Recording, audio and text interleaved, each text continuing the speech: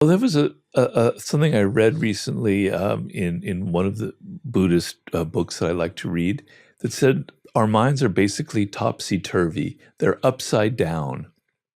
So the reality is we don't I mean, I don't want to get too deep into this, but we don't really have a self. The self is a construction of our minds. There actually is nothing there. And that kind of emptiness, that egolessness is enlightenment. It's a beautiful feeling. And maybe in your life you've touched upon it briefly. I know I've touched upon it briefly. It's not the reality I have every day, but that's real. And what's not real are the thoughts, but everything is turned upside down in our worlds.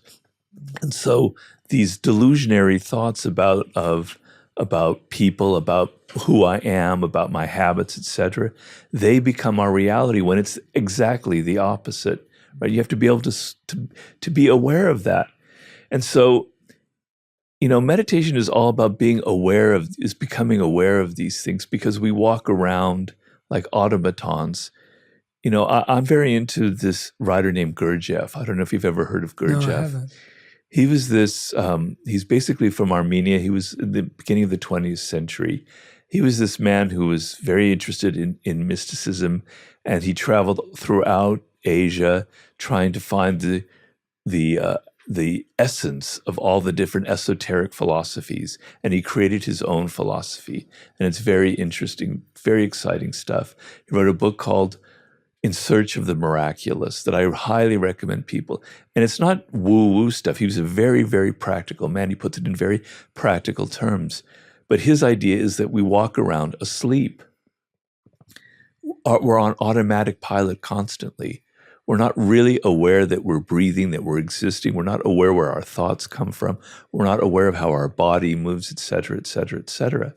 And so it's a process of slowly becoming aware of these kinds of things that is really I've been doing this 14, 15 years now, and it's really, really kind of changed the course of my life, I have to say.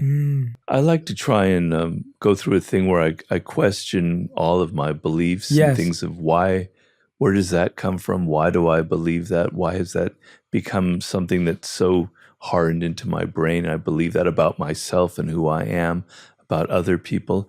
I continually try to challenge it and look at what might be the source of it, and then maybe say, it could be the opposite, right?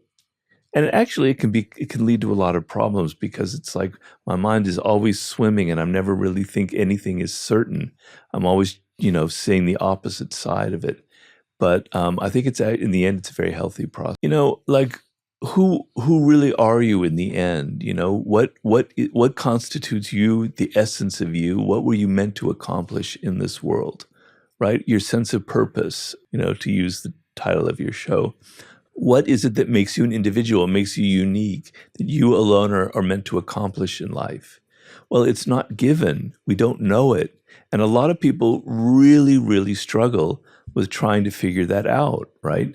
Because they've been programmed by their parents, by their siblings, by the culture, by their teachers to say, this is who you are. This is what you should believe in. This is what you were meant to accomplish in life. This is what's cool and what's not cool. Okay? And so you have to question yourself. You have to say, is this really who I am? Am I really interested in this subject? Am I really interested in this kind of person, in getting in a relationship with this kind of person? And so question yourself on that level. You're getting at a deeper and deeper core of maybe who you are at essence. You're cutting away all of the social stuff that has been foisted upon you, that it has nothing to do with you, right? So in some ways, you're kind of a mystery to yourself, and you're sort of trying to solve that puzzle. And you have to ask these questions. Is this something I'm actually really interested in? Is this an intrinsically important thing to me? Or is it something that's in the culture, or something that other people have told me? And questioning that over and over and over again is not to lead you into this abyss where there's nothing real. It's to get you closer to who you are, to what really matters, to what that essence of you is, to what you were meant to accomplish in life. And once you reach that inner kind of gold, then you have a degree of certainty. So I knew from a very young age that I wanted to be a writer, right? I had a struggle to figure out what kind of writing I wanted. But knowing that's who I am, probably about at the age of 8, it allowed me to go, I'm not interested in that. I don't want to do that. This isn't important. Why am I following this career path? Why am I wasting my time here? And then, so knowing that kind of core, you don't have to keep questioning yourself. So I'm never going to question myself. Why are you a writer? Why are you writing books? You should have been a pop star. You should have been a rock singer. You should have written poetry. You should have been a lawyer. No, I'll never go there because I have that firm ground beneath me. And that's what your questioning is supposed to lead to. Get to the essence of who you are. And once you're there, you have a degree of certainty in your life.